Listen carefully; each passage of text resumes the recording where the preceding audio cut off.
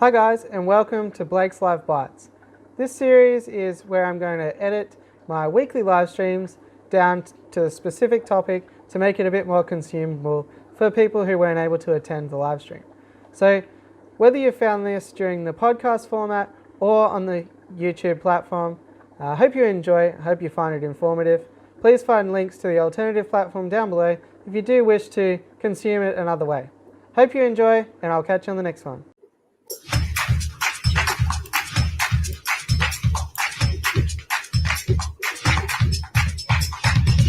Hey guys, how you going? Welcome to another stream.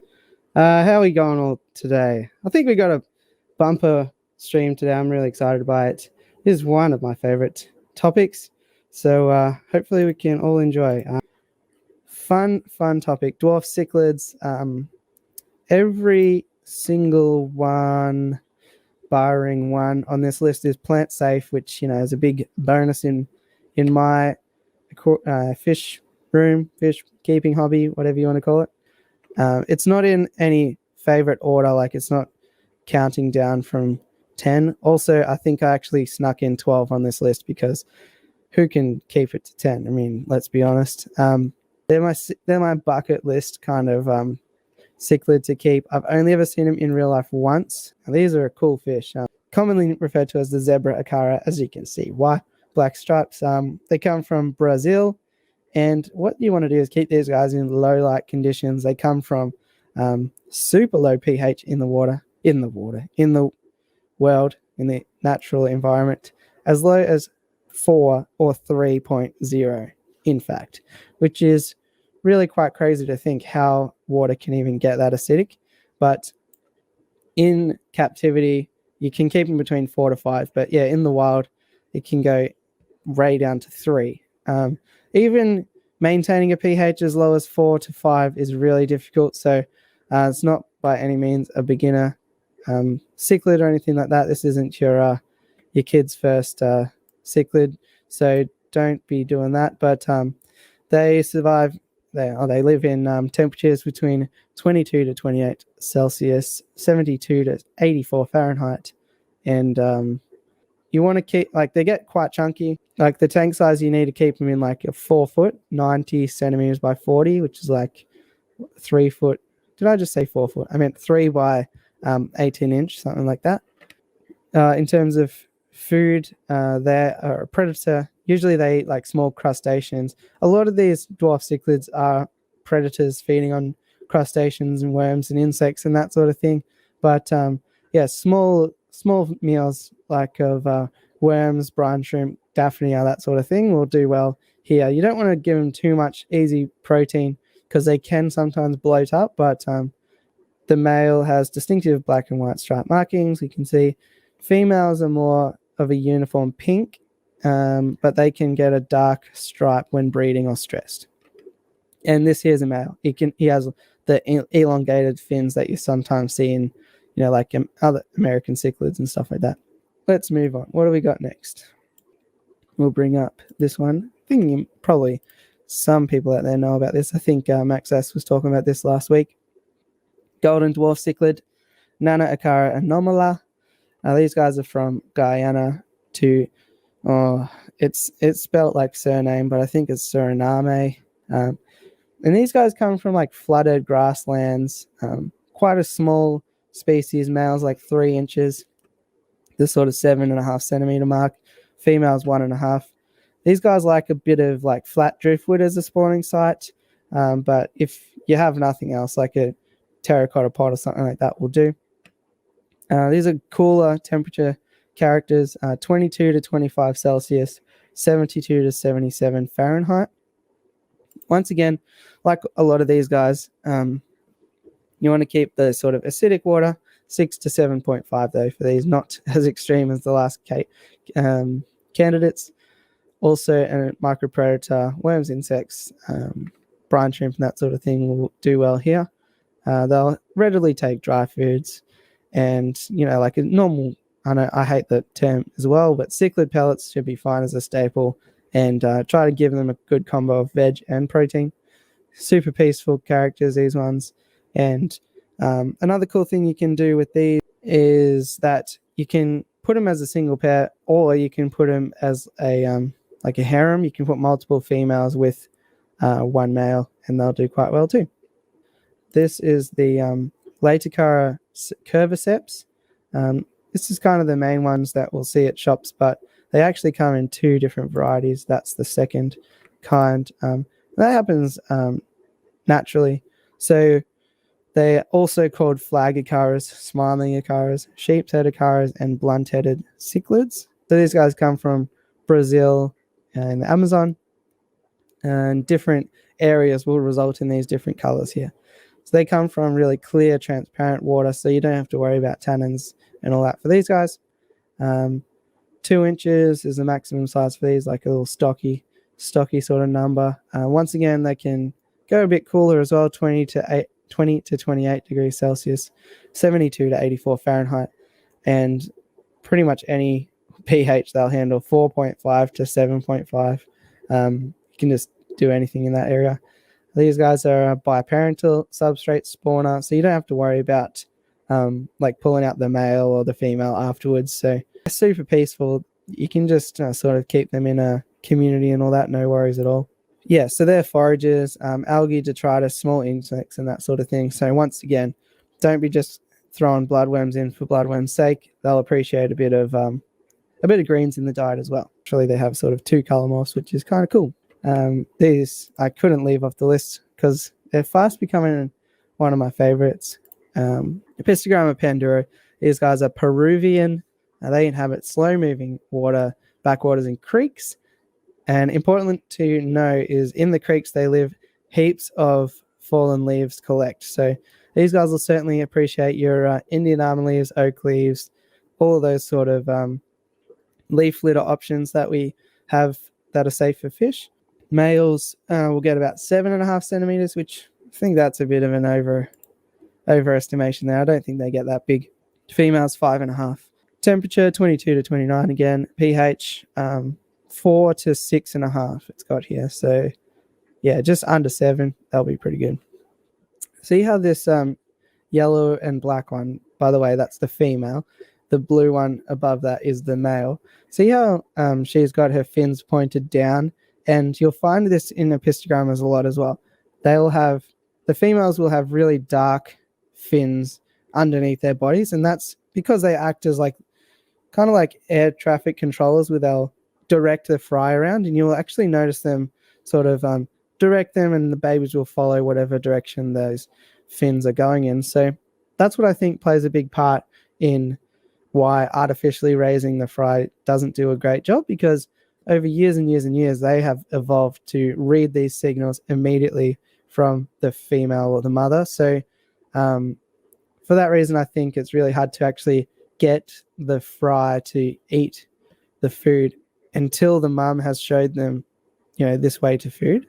So that's my opinion anyway. People may or may not disagree, but that's why I've always really tried to keep at least one parent in. A lot of these apistas that we'll talk about today, you can have sneaker males, which are kind of like males who are not the most dominant. Maybe they're a bit smarter than the others, but they just certainly lack the brawn, and they'll disguise themselves as females just so they don't get beaten up. But with these guys, they're very sexually dimorphic. You can tell quite easily once they reach a certain age which one's which. It's a good idea usually to take the males out just for their safety more so than anything else, because they sometimes will attack males to save the fry. So they get shown no love once the deed is done. The Apistogramma McMasteri. These guys come from Colombia, the upper Rio Meta system, which I'm sure everyone here knows where that is. I certainly do. Males 5.5 centimeters, females 4 centimeters. They'll appreciate a bit of low lighting as well. You don't need to put the spotlights on these guys.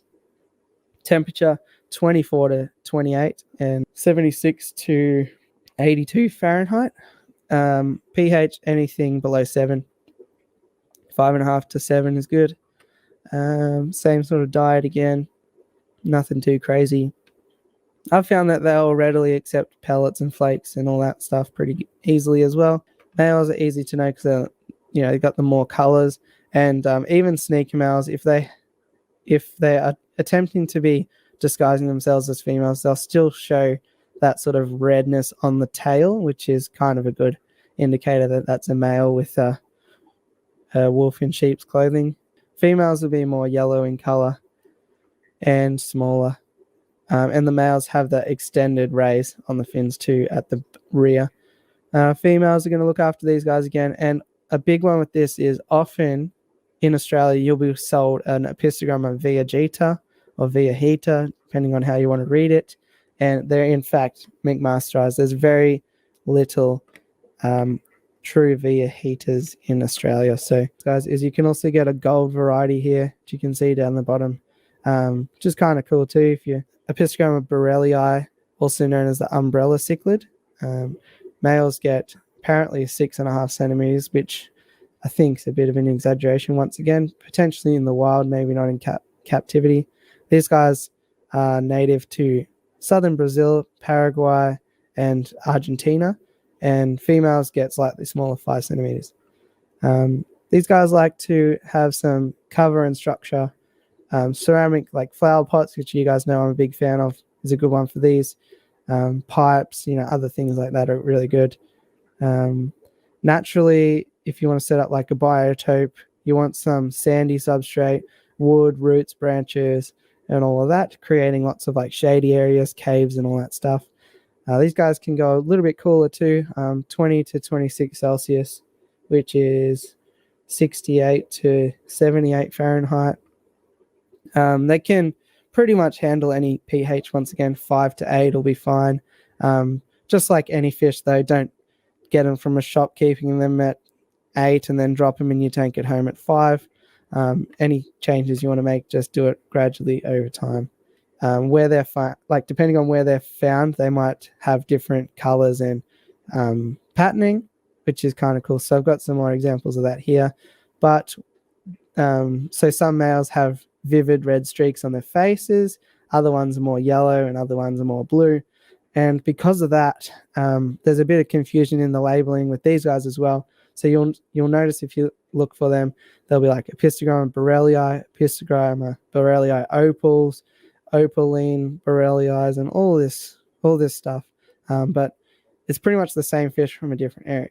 These are kind of the other looks that they can have.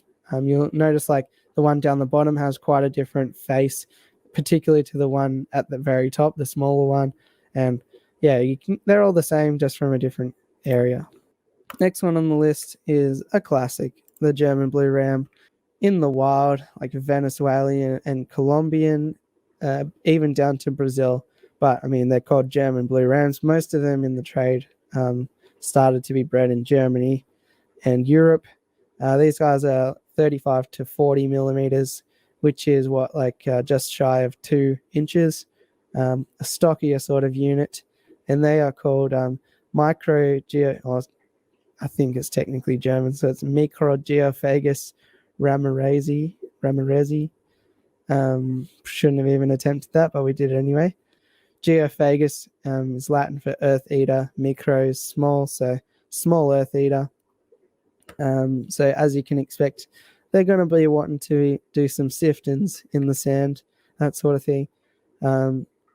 Also, these guys, you should never add them to a new aquarium, one that's biologically immature. They're susceptible to hole in the head. So yeah, just keep them in a nice established aquarium and you'll do a lot better. They are really, really, really sensitive. These guys like it a bit warmer. I like you to turn up the dial on the old heater. 26 to 30 degrees, which is 78 to 86. Lower pHs again, 4 to 7, depending on where you get them from. Just try and mimic that as close as you can, I think is going to be the best plan of attack. Yeah, so mostly they take mouthfuls of substrate and sift out like little micro crustaceans and stuff like that. So if you do have a really mature aquarium with sand substrate, they'll really appreciate that. I think you should be able to fatten them up really nicely. Once again, like give them some brine shrimp and stuff every now and then rather than just bloodworms all the time, and you'll do a lot better too. You won't get them bloating up and all that. To tell the difference, the females will have a bit of a pinker belly, And yeah, it takes a while the first couple of times, but after you are experienced, you can pretty easily tell the difference between males and females. The males grow larger as well, have slightly more extended fins and that sort of stuff. The other cool thing about these guys is that there's a billion different combinations of colors and sizes and all sorts of stuff. Look, we nearly got to cover up my whole face. We've got long fin varieties, black night rams, which are super popular at the moment, gold rams, balloon rams, which are debatable, but we won't bother today, electric blue rams, and basically balloon varieties of every kind. And I'm sure at some point in time there'll be balloon dark night rams, but time will tell. The Bolivian ram, in the stores, you'll probably see them as like a bit of a dud.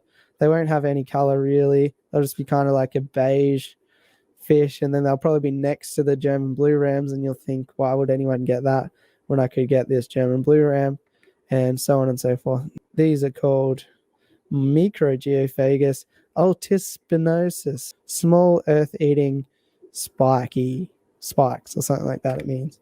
We've butchered that enough. Let's move on. They come from the upper Rio basin in Bolivia and Brazil, inhabit tributaries, marginal zones, oxbows and lakes, whatever an oxbow is, sand substrate or mud as well. So, that's kind of the earth-eating thing coming out again. They're getting a little bit chunkier, sort of the 7 to 8 centimeter mark. Don't put them on like a gravel or anything because they might get impacted, damaged gills, or it'll inhibit feeding and stuff like that. So it's just bad news. Keep them on some sand or basically sand or nothing. Sort of that mid-level temperature, 24 to 28, which is 76 to 82 Fahrenheit, 6 to 7.5 pH. But they're a lot more sturdy than the German blue rams, so known as Bolivian butterflies, high-fin rams, ruby crown cichlids, and there's probably a couple of other names as well. What do we got here? They lay eggs on solid surfaces, biparental again, so you don't have to separate them out. And the males are going to be bigger and more extended fins than the females, and also they'll have a bit more intense colors. So Bolivian rams, potentially a much better choice for beginners. The Apistogramma Agassiz Dwarf Cichlid. These guys are from Peru and Brazil. Their body coloration and patterning can vary with locality once again. Males 7.5 centimeters, females 5. Temperature 22 to 29. 7.5 centimeters is 3 inches. Females is 2 inches. Temperature 22 to 29, 72 to 84. And in the wild, the pH is actually, once again, really low, 3 to 4 to breed. But there's plenty of commercially available fish that, can live in the sort of neutral pHs. You don't have to do anything that crazy. Once again, a little micro predator, and they'll pick up little inverts and stuff in the nature. Males are larger, more colorful, and have the elongated fins and the fin extensions than the females. And the females will be a lot more yellow as well. Females are going to care for the eggs once again, and there are a heap of ornamental forms of Agassiz Apistogrammas as well. There's double reds, fire reds, Alenquer, fire golds, and Cupera. Here's a couple of versions of that. This one here is the fire red or fire gold, depending on where you are. And that one's the Alenquer. They are a bit more aggressive, I find, than the other ones, like the Cactoides and the Panduro. I find that they're a bit more beefy, so they might have a bit of a more attitude to them. This is a Apistogramma Cactoides, cockatoo cichlid, and you might be thinking, that ain't no Cactoides, and you might be right, but this is what they look like in the wild.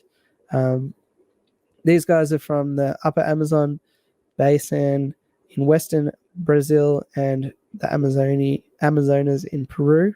Males 7.5, females 5 centimeters, 3 inches and 2 inches, respectively.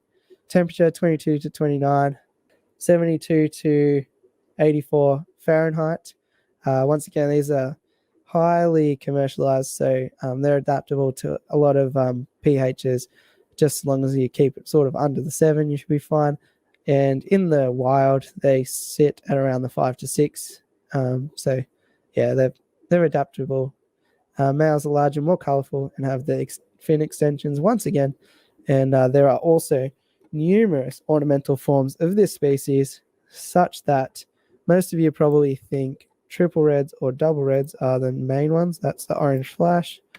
I think that's a triple red. From what I understand, the triple and the double refers to how many fins have the red on it. There are also sunburst, gold, white gold, orange, I said orange flash, and albino, however you want to pronounce it. Cacatoids are good. Pretty much, if you want to get into the Apisto game, kick it off with these guys. But yeah, there are some really nice varieties. That leaves us to our lucky last. It's the Pelvic Acronis pulcher, the Kribensis, commonly referred to as the common crib. There are also purple cribs, albino cribs, and Nigerian red cribs. Super easy fish. Beginners can pick these up. They get up to 4 inches, 10 centimeters. That'd be a male. Female is probably about the 3. pH 6 to 8. These guys are from Africa, around Nigeria, hence the Nigerian red Kribensis. They'll live 5 to 8 years. Keep them at 24 to 26, which is 75 to 79, and you should do a good time. So the only thing is they do get a little bit aggressive when they're breeding, and they're pretty much always breeding. So just be mindful of that. But yeah, you can sort of, if you really have never bred any sort of egg-laying fish, they're a great one to get kicked off with. So got some other photos here. That one there is this one here. Oh, that one there is the Nigerian red, and we've got an albino, I think, as well. Albino crib here. So cribs are cool, but yeah, it was cool to include an African dwarf cichlid as well on a list that was primarily American. So there you go. Hopefully you enjoyed this one. Hopefully you had a bit of fun there. So let me know as well if you've got some favorites that I have done some disrespect to. And there we go. So thanks for watching the first edition of Blake's Live Bites. I hope you enjoyed this one and yeah, found it informative.